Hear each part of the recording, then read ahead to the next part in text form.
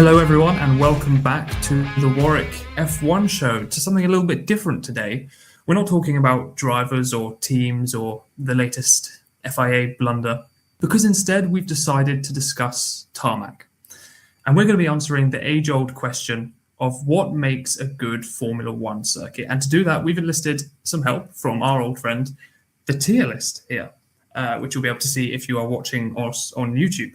Hopefully, after we've ranked all of these 23 Formula One circuits we're doing, we're not including the Madring because we have not had a race there yet, we'll be able to answer on behalf of all F1 fans comprehensively and objectively, if that's not too optimistic, what a great Formula One circuit would be. I'm your host, Daniel, and I'm joined for this episode by my co-hosts, Callum and Lucy. Thank you very much for joining us, guys. Let's get straight into it because we've got a lot of chatting to do. And let's begin with the Albert Park circuit in Melbourne, Australia. First one on our list. Lucy, thoughts on Albert Park, the kind of racing it throws up? I understand for the first three races, we may be kind of biased by what we've seen so far this season, but let's kind of try to think about what we've seen in years prior as well, and in Formula One history in general.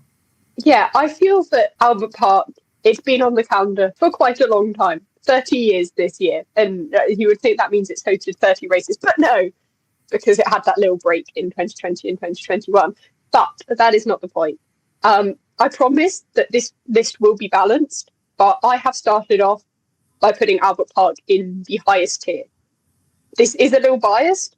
I am half Australian, and so I do love the Australian Grand Prix. I think that it works really well as a season opener, and so I'm also pretty biased towards it in that way. I think it throws up a good combination level. While I was talking about circuit design and not the climate conditions of Melbourne, I think that there's a good balance between wet races, dry races. It's usually, for me, it probably also has correlations with excitement as we find out what the pecking order is for a season, and teams are still getting to grips with their testing results, and it finally gives us a good indication, especially this year with the regulation change. But I realise I'm possibly being overly generous. I am willing to have that ranking shifted down a bit, but it is still one of my favourite circuits, so I put it right at the top. I really love it, and it may have its flaws. I'm sure different people have different opinions, but I'm a fan. I didn't realise. I thought we'd at least get into a few races before we actually disagree, but I think we're already going to disagree. To be fair, after hearing what you said, I was going to. I think I would put it in an A. The only reason I don't put it in the highest tier is I think that we're a bit biased in the sense that whenever we watch Albert Park, or most of the times we watch Albert Park, it is the season opener, and therefore we're overly enthusiastic, or the reason we're enthusiastic to see that race and why it seems like such a good race is because we're just glad to see the cars back on track and see how the pecking order has turned out. The only reason I wouldn't put it in S tier is that I don't feel like it just delivers bangers every single time. Like, I think there are a couple of races on the circuit where that is the case, and that I have some personal soft spots for. But yeah, I was going to go around A tier, so that's what I was. Yeah, that makes sense. I probably am having too much fondness for the circuit because of where it falls in the season. Like, I think even when it wasn't the season opener, like in 2022, it was still, and 23 and 24, it was still like the third race of the season. It was still pretty early on, so you still thought that it was like a sign of things to come. But no, I am very happy with it being an A tier. I heavily admit that it is kind of sentimentality and personal biases that have made me put it right at the top, rather than me having like broken into the track designer's house and being like, this is what I would draw as my perfect circuit. Yeah, absolutely. It's just the excitement of the new season, right? It's easy to get caught up in. I don't know. We've all kind of disagreed here because I'd have put it in B tier probably. Because, yeah. I know. I was kind of shocked because the racing in Albert Park has not always been historically great. It tends to be a circuit that relies a bit more on chaos. You get a safety car and then all hell breaks loose, as we saw in 2023 when there were 3 red flags in the race, I think. And it was funny. Yeah. It was an incredibly fun race, but I just don't remember a whole lot of wheel-to-wheel action where they weren't making contact with each other or putting it in the wall. So it's a spectacular circuit for sure. 9 and 10 are great corners to watch, but for me, it wasn't exactly a great circuit for wheel-to-wheel racing. But this season has shown that it definitely has the potential to be with this generation of cars. So I guess in a compromise, in the spirit of fairness and compromise, we'll put Albert Park in A tier. I think it is testament to it being at least a good track. None of us have said it's trash, even though we've all disagreed on the levels of goodness it is. That we all think it's good despite the fact we have to watch it like 3 a.m. So I think well done for making something that we still want to see when it's too early in the morning. Yeah, definitely. It's worth the early alarm for is the Australian Grand Prix consistently. So let's move on to the second Grand Prix of the calendar, which is the Shanghai International Circuit in China. Callum, I want to get your perspective on this. It's quite a different circuit to Australia, but in a good way or not so much for you? I think personally for me, I was actually tempted to put this in A tier as well. I actually think it's a very good circuit in the sense that it's got a lot of different, a lot of wide variety of corners and tests a lot of different areas of a car. Not only have you got that massive back straight that's probably one of the longest on the calendar, but also you have a lot of high speed corners. And I do remember a lot of really fun races from there. So, for example, 2018 is one that always sticks in my mind with Daniel Ricciardo pulling off some brilliant overtakes in the second half of that race after getting new tyres on the safety car. Again, I don't think it's quite as special enough for me to break into S tier, but I definitely do enjoy and I'm excited to tune into the Chinese Grand Prix whenever it comes around. So I'd say either A or B tier for me. I've also slapped it in A tier, in part because I think it's a very different circuit, but it inspires a lot of the same emotions as Australia does, just without the sort of adrenaline rush of it being the first race of the season.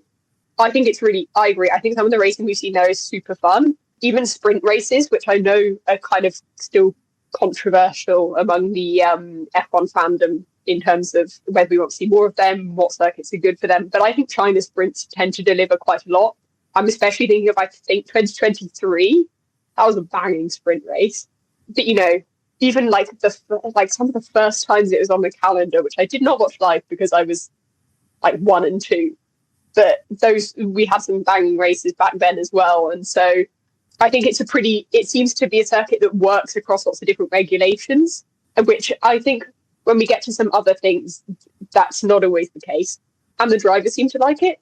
They always kind of speak quite highly of driving in China. So that's nice. So yeah, I said A tier. Again, definitely worth the early alarm / general sleep deprived and grumpy mood. It inspires me for the rest of the day. You're acting like 7 a.m. is an early time for a Formula 1. I'm not talking about the main race. I'm talking about the sprint that's at 5 a.m. Oh, that's a good point. Yeah, that was much earlier in the morning. You're right. Okay, I think I'm just harsh. I've gone for B tier again, but I do like the circuit. I think the first corner is quite unique, has a very long radius. It allows for great switchback opportunities, which Max Verstappen put on Charles Leclerc, I think it was last year. But that was a fantastic move, probably underrated in last year, I'd say. But my issue is that with such a long back straight, a lot of the overtakes are often complete before they get to the braking zone of the hairpin. So for me, that downgrades it a little bit. But obviously, I'm outnumbered again. So, so there we go. Suzuka Circuit in Japan. This could be a controversial one. Yeah, it's kind of a tale of two halves for Suzuka, isn't it, Lucy? I mean, we've got the spectacle on a Saturday that we normally see in Suzuka, but then it doesn't quite deliver on Sunday. So where does that land for you? I know, it's so annoying because I really want to love Suzuka. I go to it every year and I really want it to be an exciting race. There are some races where I go to it and it's not that I want it to be boring because I never want it to be boring. But I'm I feel if there's an exciting race here, you haven't earned it. In Miami. But I think Suzuka I really want to like. I want to like a circuit that is basically just like a figure of 8, but with some corners. And I want to like that. That's objectively cool. But Suzuka is one of those things where I feel like it has maintained a really good rep because it has so much nostalgia. It's been on the calendar for eons.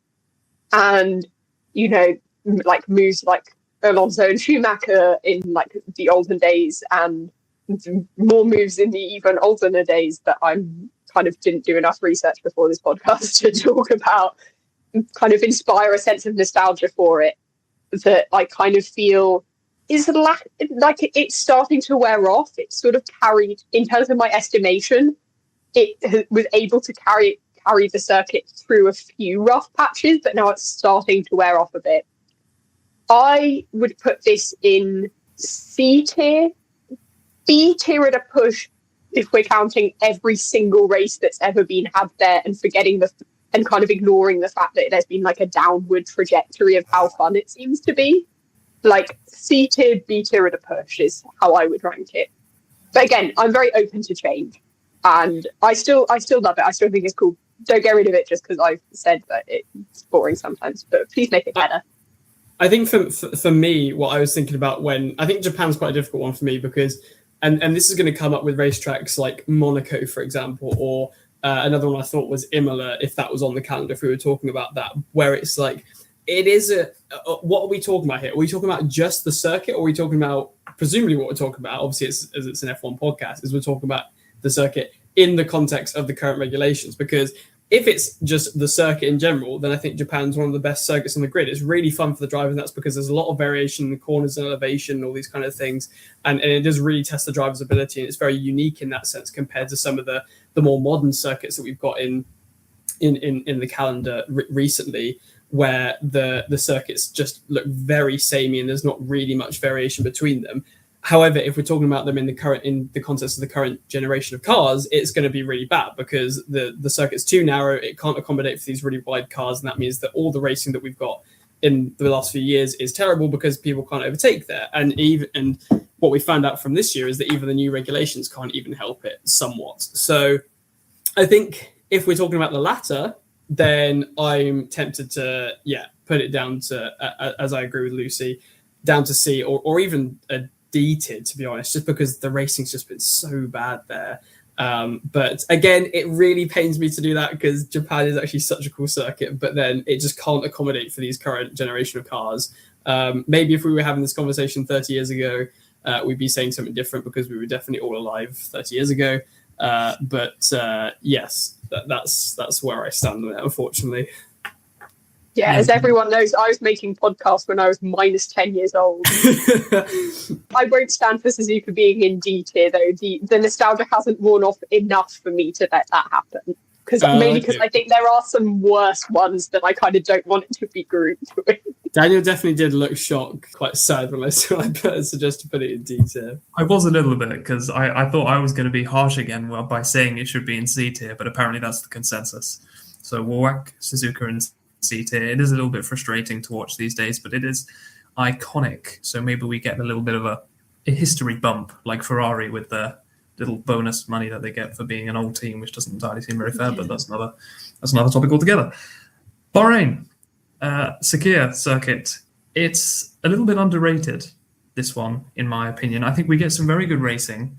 Sometimes it's a bit boring. 2024 really wasn't very impressive, but we've had great races there, say 2022 and 2014, I want to say. Verstappen, Leclerc, Rosberg, Hamilton have had some titanic battles around Bahrain, Lucy. And that surely warrants a rating of at least B, right? I slapped it up in A tier, to be honest. I'm a Bahrain fan. I think it's I've loved a lot of the races that we've had there. I agree. Sometimes we have some off ones, but unlike Suzuka, where it feels like the off ones are forming a trend, it feels like when we have an off race in Bahrain, it's an off race. It's a sort of hiccup rather than something fundamentally wrong with how the circuit adapts. I also think, because it's circuit, not like races ranking, I also think it's a really great testing track. It would be nice if we could see more of the testing. Yes, this is a dig at all the private testing sessions so far this year. But I think it's really great for testing.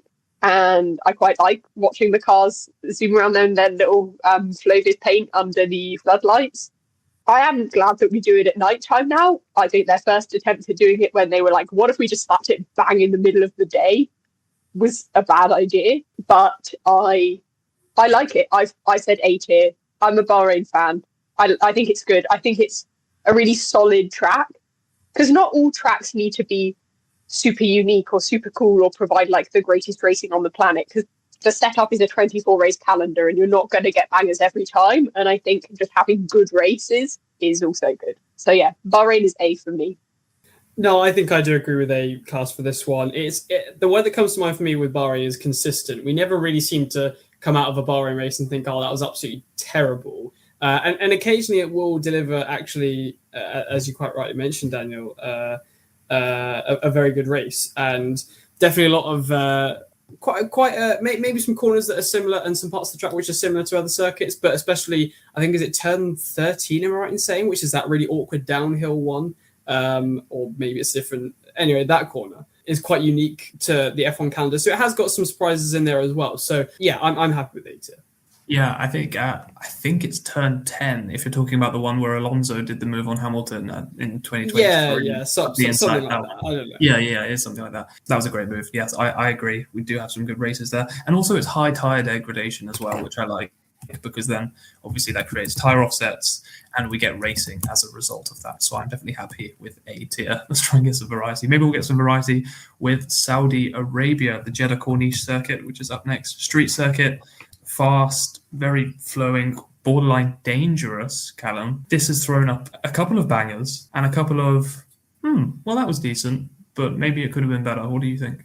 So I think, a bit like how Lucy was a bit biased with Australia, I think this one I'm going to be a little bit biased because Saudi Arabia is the location of, I think, my favourite F1 race of all time, which is the 2021 Saudi Arabian Grand Prix, where everything just went to chaos. There was nothing orderly about that race whatsoever. And I think I loved every minute of it personally. I know some people are going to have really strong opinions on that race and maybe some races that came after it as well. But we're not here to get into that. Saudi Arabia, I think, is very challenging for the drivers, and the fact that it is kind of like Monaco in a way, that you're very close to the wall, but the amount of speed that you can get through the circuit, if it's safe, which obviously you want the circuit to be safe, can be very fun, interesting, and very exciting to watch. So I think I'm going to put Saudi Arabia in, I want to say A tier. It doesn't seem like a circuit that would deliver often, but a bit like Azerbaijan, it somehow does. And so I've just got to judge it off of that. I can't believe that you said that I'm biased towards Australia because it's not actually that good of a circuit. It just produces chaos. And then your justification was Jeddah was, oh, it's chaotic.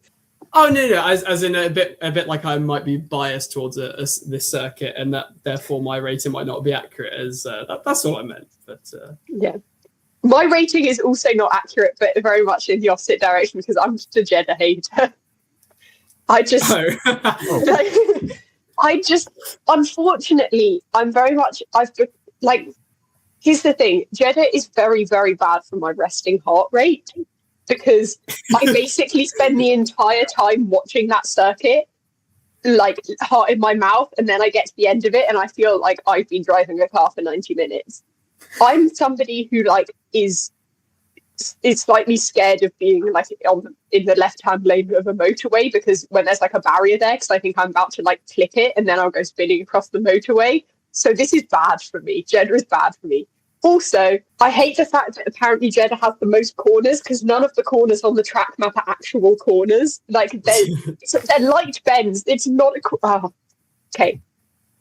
I'm not judging it on the track map. However, I can see why people like it. There have been some good races there for me. But in my opinion, it's not my favourite. This sounds kind of stupid, but I would like to see more circuits built kind of sort of Bahrain vibes, giving us Bahrain vibe races. Then I would like to see circuits built modelled after Jeddah. I'd also like it if the FIA put fewer concrete walls everywhere, but I'm not the FIA, so I can't. Yes, yeah. If we can make it safe. Yeah. Just quickly, sorry, Daniel. Before you give your take on it, you said that you don't like being in the left-hand lane, Lucy, because you feel like you're about to clip it. Does this mean that as a driver you are a middle lane?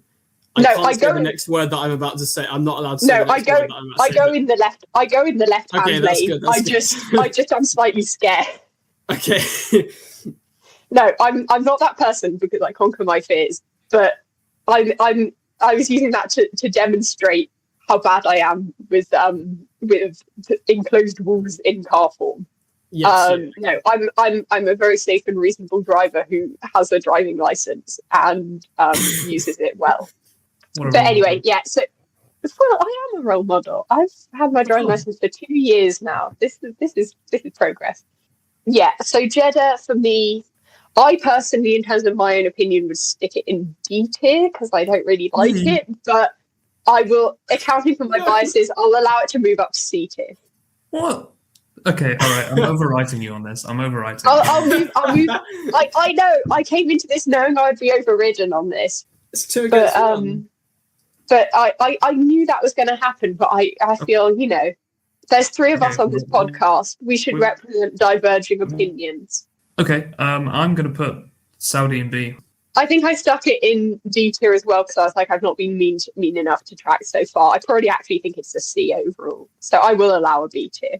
I'm not being overruled too much on this, but Great. I mean, I definitely get what you mean with like the anxiety of watching the race because I think qualifying's like that as well. Max Verstappen's lap in 2021 and 2025 were both right on the limit, and they were great to watch. But I enjoyed watching that. It wasn't a negative anxiety. It was properly exciting. So I think it will go up more in my estimations if they update their track map. So if you're listening, do that, please, because those aren't corners. You do not have, like, however many corners you say you have. You are lying. 27 corners is probably an over-exaggeration. You're right. Oh, my goodness. Speaking of hating, we move on to our next circuit, which I know there happen to be some very strong opinions on within this podcast group. Do we even need to talk about it? Like, let's go. So bad it deserves its own tier. Yes, the eagle-eyed of you, well, you don't even need to be that eagle-eyed, will have seen that there is an exclusive tier for this circuit because very few circuits excite anyone as little as Miami does. It's a very exclusive club for one circuit only. It's just too narrow, I think, is a big problem. Like, you can race, but it'll be for maybe a corner and then it's over. It's just too awful. I just hate it. There's nothing exciting about it at all. Tell me one good feature of the Miami circuit. Norris got his first win. That's not a feature of the circuit. It was. Okay, no, I'll give that to you. It's not a feature of the circuit. And even that race where he won for the first time, it wasn't even that good of a race either. So why do they have bollards in the middle of the track that the drivers can just run over and get stuck in that car? They have that for Mexico as well, don't they? I remember didn't Verstappen run over it one time, but I thought he did that in Miami. No, Hamilton did it in Miami, didn't he? Hamilton did. I think Verstappen did it. Verstappen knocked the bollard out of the way, I think, and then Hamilton drove over it. I see. Right. Okay. But yeah, no, Miami is trash. Yeah, be gone. I can't believe that. I cannot believe that Miami is on. That we have to deal with Miami until 2040. Actually, that's the only reason it's money. But I feel like I'm really sorry, Formula One drivers, and also now the F2 drivers. You have to go drive it next on the first weekend of May, because I'm really sorry you have to do that. Genuinely. I extend my sincerest apologies to you. It will be the only time I'm doing this whole podcast. But I'm sorry you have to drive Miami. I had nothing to do with the decision, but I'm still sorry. And also congrats on Formula 2 for actually becoming a world championship now. So that's exciting for them. Yeah. But we ought to move on to the circuit Gilles-Villeneuve in Canada. This one for me, I don't like it that much, if I'm honest. I'd put it probably in C tier. I think the main straight's not quite long enough to actually get overtaking at the end of it. There are only 2 real overtaking spots that I can think of, and the rest of the lap's just a bit frustrating to watch because you can follow kind of closely, but it's not enough to be able to try and move on someone. Really, I don't know what you think, Callum. It's just doesn't excite me very much. Yeah, to be fair, I do quite like the circuit, and I do actually like the races that we have here. And there are quite a few interesting corners, like obviously the very famous corner by the Wall of Champions and things like that. But then I don't really feel like I have a lot of evidence to back up my appeal to this circuit. Really, as it can be occasionally hit and miss for the reasons that you've mentioned. So I was thinking of perhaps B tier because it does have potential, and I think there are a lot of elements to it that are quite unique to the F1 calendar or for this particular circuit. But it's certainly I can't remember the last time we had like an absolutely world-class race there. So I was going to perhaps go for B tier. I quite like Canada, but for like no justifiable reason, just vibes. I think it might be because I did French GCSE and I get to show off my French pronunciation every time like I try and say the circuit name. I'm like, wow, look at me, I can pronounce it in French. But you have to give a demonstration now. Circuit Gilles-Villeneuve. It sounds trash now on a podcast, but I think part of it's for that. We have to make that into an Instagram reel. Just that one pronunciation, nothing else. No context that to will it. Be inserted many times in the podcast randomly throughout. But no, I agree. I think I remember. I think it was 23, where it was like it was building up to be a really tense race, but then just nobody could overtake each other, and so it was kind of boring. It's again one of the ones where it feels like when it becomes quite interesting, because of usually it's the weather. But like the weather or some sort of drama or some sort of like safety car and timings of that, rather than because the circuit encourages like really exciting races. So I quite like it. I'd say for me, border of A and B tier, but probably more in the B than the A. Okay, I think we can safely agree on B then as a compromise. Because I don't want to put too many circuits in A because it's kind of going to get oversaturated. But probably not with this next circuit, because we arrive now at the Monaco circuit, which won't be controversial at all, Lucy, because Monaco throws up banger after banger every single Sunday we go there, right? Sorry, did you say Sunday? I thought you said Saturday. No. Monaco, I get that it's got this prestige around it, and so I get why the Monaco Grand Prix is like still seen as this like really big thing. And I don't think there's a problem with that. But I think the circuit itself, no. The circuit itself, like I said, I get that, the tight circuits drivers want to master it, especially in qualifying. But I just feel like, it's bad when like a track comes with its own inbuilt curse and it still can't like rescue it from the bottom. I would say put it in D tier. Like it's not as bad as Miami, because like I can at least see why some people appreciate the existence of Monaco, but it's not far off. I think certainly we have to judge it quite poorly if we're giving it the same standards as that we did Japan in terms of how well it copes for the current generation of cars. I am tempted to put it in D or maybe a stretch C tier. The only reason that I may be tempted to say C tier is because there are a lot of memorable races that we have here, and also it does produce a really, really good qualifying, undoubtedly the best qualifying on the calendar, I think, in my opinion. But just like Daniel Ricciardo's defend of the lead from with something wrong with his engine. I think it was MG UK. It was one of the MGUs or something like that. Hamilton's win for when he was on like 100% tyre wear or something like that. And of course, Leclerc's home win as well. Noticing that the first two of those are just purely because it's so difficult to overtake, which actually makes the win more historic, because no one was able to overtake those, even though those two drivers in those two respective races, because even though they had very, very slow moving cars to the rest of the grid.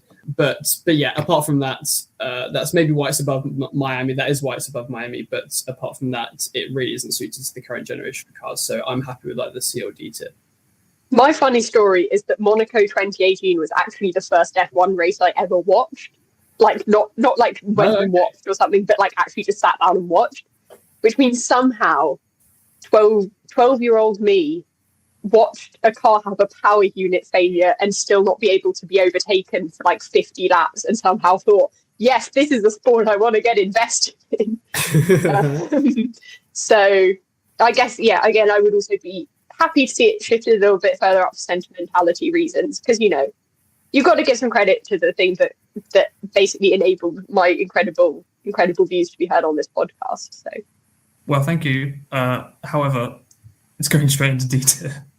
I'm not feeling very sentimental towards Monaco, I'm afraid. I just think it's pretty unfit for modern F1. Quality is good, great even. 2023 was an absolute banger. Fernando Alonso was so close to pole position until Max Verstappen aced the final sector, but it's just painful on race day, right? So, yes, the iconic moments are iconic, but there's another one. What was it? I think I can't remember. Mansell trying to pass Prost or Senna, but literally can't get past.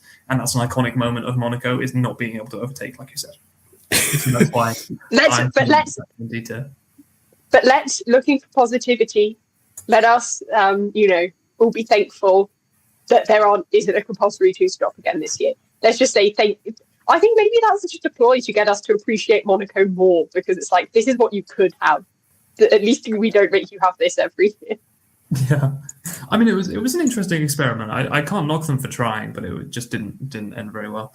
Had a few plot holes, shall we say.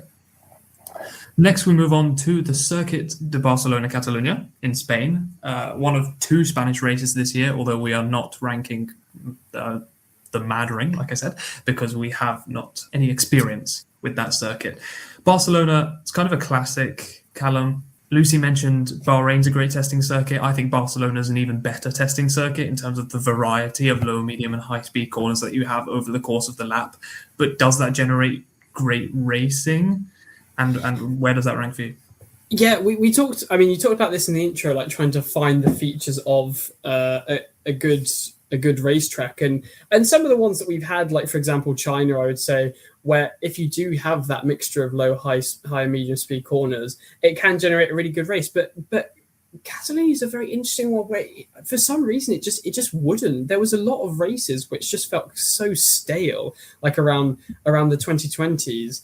And I think, I don't know, maybe it's because back when they did used to test in Catalonia, they had way too much data on that, and so there wasn't really much unpredictability because all the teams had it sorted out. So it was very much just like a 2x2 Noah's Ark kind of formation. But yeah, I can't really remember any perhaps race for Catalonia where I thought, wow, that was just like one for the ages. So I'm tempted to put it in B or even C tier. Like I'm really, if it went tomorrow, off the calendar, I'd maybe be sad, and it definitely does deserve a place over some of the other races on the calendar. But that's more of a statement on the other races on the calendar rather than the Catalonia circuit. I'm just not a lover of that circuit too much. It's just there. It's just there for me. I mean, I think it is going, isn't it? Because it's kind of being replaced as like the Spanish Grand Prix by the Madring. Whether the Madring's actually any better though as a street circuit is yet to find out. That's such a good question. I'm wondering whether they'll rotate Barcelona with Spa as part of Spa being rotated. Whether that will be what they rotate it with. Why are we rotating Spa? Sorry, we'll get onto this in a minute. But yeah. But that's my hypothesis. So if that happens in years to come back and I'll say I told you so. Yeah, it's fine. Beat it, solid B tier for me. Testing there's good. I'd like it more if my team actually showed up to the testing there, but you can't have everything, can you? Testing's fine. And when I compare it to when we used to test at Paul Ricard, it doesn't hurt my eyes, which is another big point in its favour. Because I think personally that having to watch the French Grand Prix at Paul Ricard actively took points off of my vision because of all of the stupid lines. But no, it's fine. Solid B tier for me. It produces some moments of excitement. It produces some moments of this is a nice time to have like a little afternoon lie down and not really do anything. It leaving doesn't provoke a sort of visceral emotional reaction from me, but I'm still kind of sad to see it go just because it's a mainstay. Again, maybe a little bit of nostalgia, but not like sort of Suzuka or even like Monaco a teeny bit, but like not really in terms of like, oh, nostalgia and what about these great moments? More in terms of just, oh no, but it's always been there. What am I going to plan my year around if not for the fact that it's always in like slap bang in the middle of May? But how am I going to procrastinate my exams without the Spanish Grand Prix? You know, did they think of that? No. So, yeah, B tier for me. It's fine. It's there. I feel no strong opinions towards it. Yeah, that's fine. Death taxes and Spanish Grand Prix being in May, I guess, are the constants in life. Not much to say about Barcelona. It is pretty generic. The Austria circuit, the Styrian circuit in the mountains. I think this is an absolute banger. I'm just going to say it. I think it's safely an A tier. Me too. Very, very willing to put it up to an S if you two were to agree. The first two sectors, they can't be very entertaining to drive because they're literally just straight after straight. And then in the third circuit sector, you can actually follow, which helps the racing into the next lap. And it's so short as well, so you have so many opportunities to make a move. The McLaren battle last year in the first third of the race was some of the most exciting racing that we saw last year. It could be pandemonium this year when there's already so much yo-yoing, and that's a typical feature in Austria. But Lucy, I just love the Styrian circuit. I'm such a fan. I think it might be one of my. I've put it in S tier on mine. Maybe that's going a little far, but I really love it. I think I agree. It must be kind of boring, but I think the long straights set up overtakes so well. They provide really good opportunities for movement and moving around and things like that. I think it's really great. I think it has a balance of it provides moments of drama, but it also doesn't rely on it to be interesting. And I just think it's really cool. I mean, it will be interesting. It might be one of the ones where, even though the straights are quite short and it's quite a short lap, I wonder whether it will suffer from drivers having to do like recharges in qualifying and things like that, whether that will become a bit more boring with these regs. But we haven't watched that happen yet, so I don't need to judge based on that. S tier for me.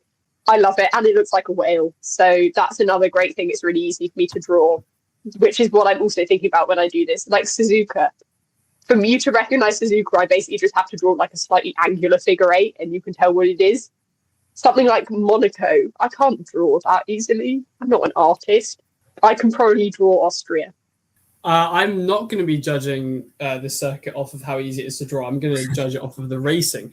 But the Austria circuit, I'm very happy for it to be the first S tier circuit. I think it's such a good circuit. In my opinion, there's obviously not many corners on the circuit, but they seem to deliver for every single corner on the track. So not only do you have, I think it's, what is it? The first one's being, is it turn 2 or turn 3? I don't know if it counts that weird like small kink in the after the main straight as a turn. But anyway, that uphill one where it goes uphill and it's a really tight turn. We've had some really great moments, especially was it between Leclerc and Verstappen, I think, on one race, or Verstappen and Norris as well.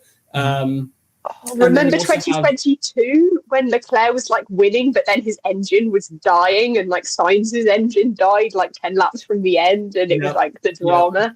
Sorry, I've interrupted you, but no, exactly. And then also you have that one where the one that's after the straight, that's after that. So that's what, either turns 3 or 4. I can't remember these. I think that one's 4.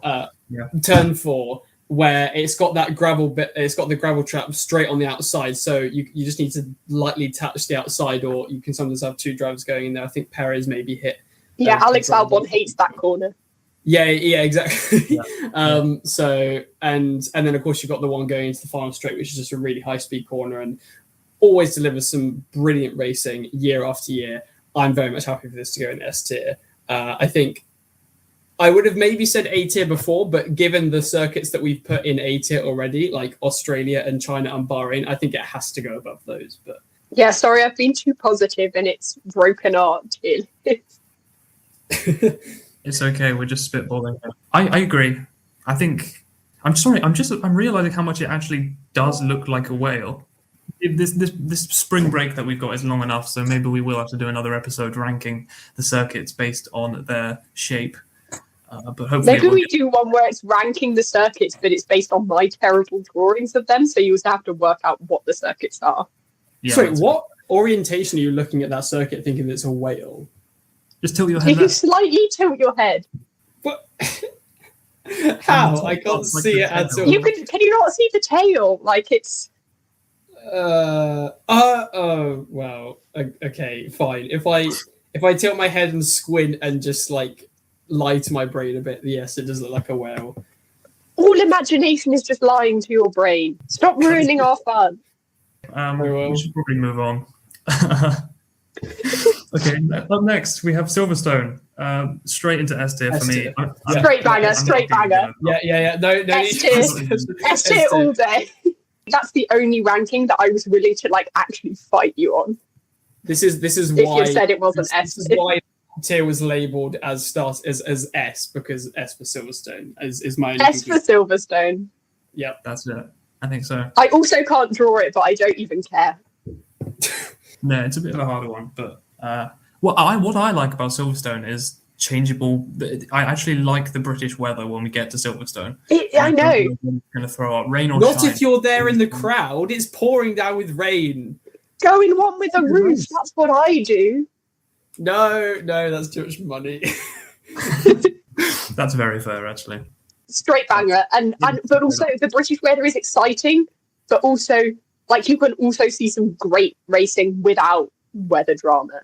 Like 23, I think there were no big weather problems, at least, and yeah, that was still straight banger. 22, no weather problems, straight banger. That's what I was going to say. Yeah, even qualifying is good. It's so I can't think of like off the top of my head a Silverstone race that's been like egregiously boring. Maybe the 70th anniversary Grand Prix, but that's not technically the British Grand Prix, so it doesn't count. Okay, Spa-Francorchamps. This one is probably another controversial one. Feels similar to Suzuka. We need some hard truths for Spa, Callum. It hasn't provided a banger in a long time, but it is so iconic, and it's many fan favourites for some reason. I still don't understand why, really. Maybe they're in denial. Are you in denial? Yes, I want to put this in S tier. You want to put it in S? I don't know. Thing is, like, it kind of, I don't know why, but it just pains me to acknowledge that there hasn't really been that many good races, because I just love the Spa circuit. I think in terms of an actual just the circuit, it is probably my favorite on the entire calendar. If you also incorporated the racing, it would obviously be Silverstone. But I think there's just so many iconic turns and everything and moments in the past. Obviously, it's got the most iconic section of track on the entire calendar, being Eau Rouge. Yeah, I want it in S tier, but I'm delusional, I think. So we'll hear what you guys have to say. I think that is quite delusional. Lucy, do you agree? I'm also a little delusional. I've not put it in S tier because I don't think it's as good as, say, Silverstone. It's not quite as adaptable. I have still put it in A tier, so I'm still quite delusional, mainly because I'm in denial that it's spectacularly bad racing has been the last regulations, and that it'll at least become all right again this year, such that denial can carry me through. But I don't know. I like it. I used to really like it. I always thought it was a really good one for us to come back from summer break to. I realised that's not how it works anymore because the calendar's been rejigged. But when I started watching, that was what it was. So it's like ingrained in my head as that. I say when I started watching it was, I think like the first time I watched Spa was in 2021, which I love because Williams got a podium. So it automatically is God tier for me because of that. But I think quali round there's still pretty good. I quite like watching the cars do quali round there. And, I like Austria because it's easy to run, looks like a whale, and Spa looks like a glue gun. So again, also recognisable. Wow, it does. Okay, that one I actually do. You come here for the hard-hitting stats, such as Spa looks like a glue gun. Yeah, but Daniel can provide the hard-hitting stats, but we can... Lucy, you can I do have some stats, I swear. It's just we haven't got to those tracks yet. I have no stats for Belgium. I've been stunned into silence by how much that actually looks like a glue gun. Fine. We'll put Spa in A tier. I mean, I can't lie. I've never fallen asleep during an F1 race, but 2023 Belgian Grand Prix was the closest I've come. But I guess we'll put it in A. You can't just say, fine, I guess we'll put it in A. You have to tell us what you were going to put it in. Oh, I was going to put it in. Is this why you're just making us go first so you can just, you don't have to acknowledge when you're wrong? I think you both are wrong, to be honest. You've been clouded by nostalgia. And no, don't get me wrong, the corners, right? The corners are absolutely scintillating. Eau Rouge, Radion, Pouhon, Blanchimont, they're all such iconic corners on the circuit, but not for racing. They don't generate any racing. Those corners are not good for in fact, they oppose racing, is what I'd argue. We don't mind that, though. I do. I really do. I want to see the racing. But Daniel, it goes completely against the whole concept of a spa for it to like really make you stressed. Spa-Francorchamps is like that because it's the home of spas and therefore it's designed to relax us. Don't be ridiculous. I want to be stressed during an F1 race. That's when I know it's going to be a race. So Daniel, what tier would you have put it in if you were a dictator on this podcast, which you are not? Clearly not, but I think it's a C for me. But I'm out. Yeah. Oh no. I just think it is. We've put Suzuka there, and Spa is in the same boat for me. It just is. 130R. I can't call it looks great, but the racing's not great. I'll continue to be in denial. Spa is like Suzuka plus, like plus a little bit. Yeah, you have to pay an extra subscription to get to Spa, yeah. Yeah. Yeah. And then you have to pay even more for the mayo and chips. And you don't have to wake up in the morning to watch it. Well, we don't. That's true. Yeah. And this is our objective. This is our podcast. That's British bias if I've ever heard it. I love how I've gone for a point in its favour is you don't have to wake up early in the morning and then try to rank Albert Park as S tier. Okay, let's move on. Hungary, for me, I'm going to say my rating right now, so I'm not influenced by you. It's a D. Hungary's a D for me. It's a stinker. Who designed this thing is what I want to know because they don't have eyes. There's no following allowed. There's one overtaking zone, maybe. Two an absolute stretch. But it's so narrow. It's so fiddly and slow and clumsy, and it's not very Formula One at all. It strikes me as the kind of circuit that Verstappen would hate, which makes sense given his outburst in 24, I want to say, when he went flying with Lewis Hamilton, which was an interesting incident. Lucy, are you as critical of Hungary as I am? Please say yes. Hungary's just fine. I don't. The track map is sideways, which really annoys me. I personally think, like, it's not sideways. I'm sure that's the actual way you're supposed to look at it. But, like, if you've seen the official F1 track map, I think it needs to be rotated, like 90 degrees to the left, and then it will look better. Or I don't know if you're looking at the same map as I have, and this might be irrelevant, but the map I'm looking at has it sideways. It's fine. It's slightly worse than like Barcelona in my eyes. C tier.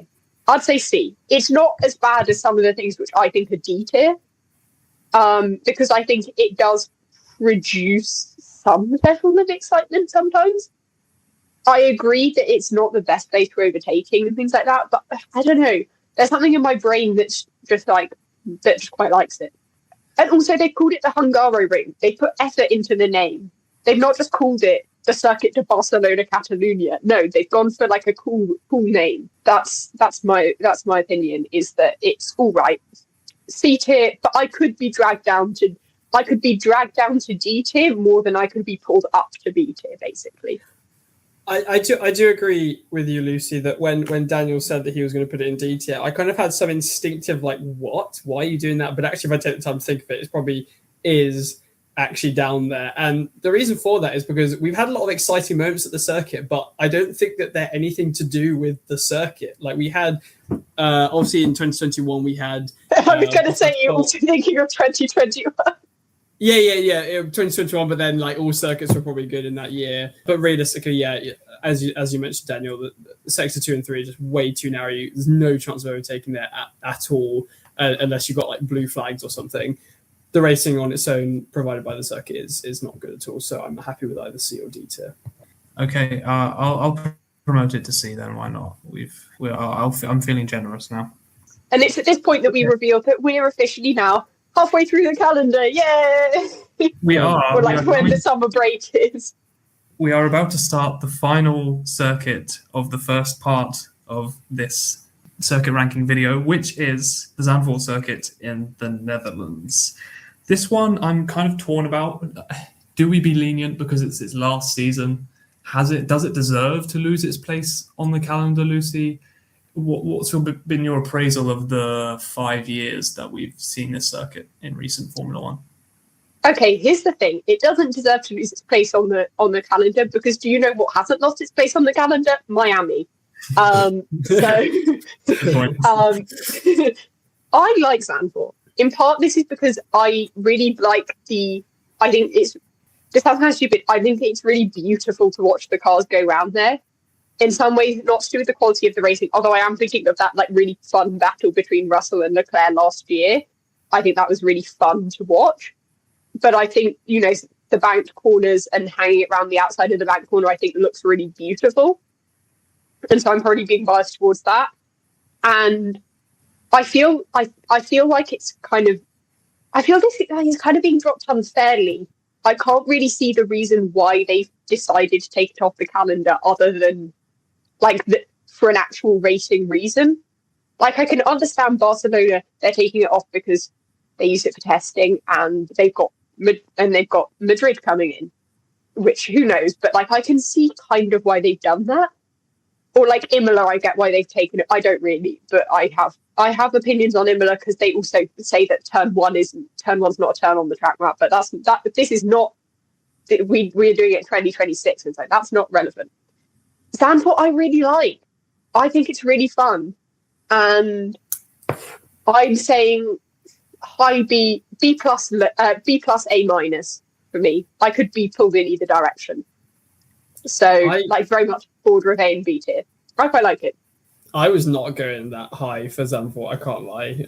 I think we already mentioned with the Hungaroring that the sectors 2 and 3 are very narrow. I think that's also the case for Zandvoort, that it's way too narrow.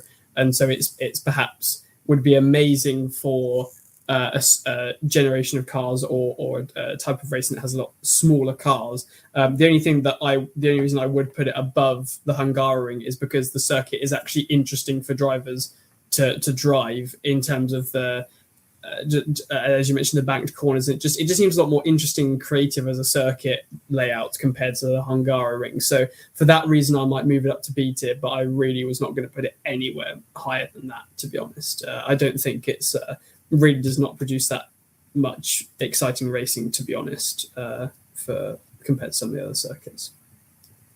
I completely agree with you, Callum. The banking's cool, I guess, but you're right in that the last two sectors just don't reward much racing. But we've got a sprint there this year, which is kind of a theme with the sprint races this year and the circuits at which they are held. But I quite like the Tarzan corner and the different lines you can take through it. I think that's a nice little feature of it. We've seen some good moves there. The most exciting racing I can think about in Zandvoort's context is probably Leclerc on Russell last year, just releasing the brakes, powering around the outside, a wheel in the gravel, contact with Russell, but got the move done. So I guess it can be done by some of the most audacious and talented drivers if they're willing to put their car on the line. But all in all, yeah, the racing's not fantastic. I feel I'm also biased because some of my friends in the F1 Fantasy League last year put Ferrari as their team, and so they lost loads of points and I overtook them last year. So I may be biased towards it because of that, because it helped me in that sense. But no, I know what you mean. I'm happy to be dragged down further. I think I just quite like it. I just quite like the vibes, and I think there is some element of, for a little while now, it has been the first race back after the summer break, and so I quite like it because of that, because I'm like, yay, cars are back. I will say though, your point about smaller cars is interesting, because the F1 Academy was there last year, and the F1 Academy races were pretty good with the smaller cars that are slightly easier to overtake around there. So I would say, again, maybe one of those circuits that kind of suffers because it does not work with big old F1 cars. Yeah, I think so too. That's a very common theme across the calendar, which brings us to the end of part one of this extensive circuit tier list that we are working on. We're working on a masterpiece. It's not quite finished yet, but I think we've done some great work in our rankings. Some of them I'd say more higher placed than they deserved, but I've been overruled, and that's the nature of democracy, I suppose. As a politics student, I can safely say that this is what democracy was designed to be used for. specifically was written for the Warwick F1 show. Yeah. Well, this is more of an oligarchy because there's only 3 of us, but yeah. Well, we are doing this on behalf of all Formula One fans, as we well know. Only a few circuits left. We will cover those in the next episode, and we will see you then. Goodbye.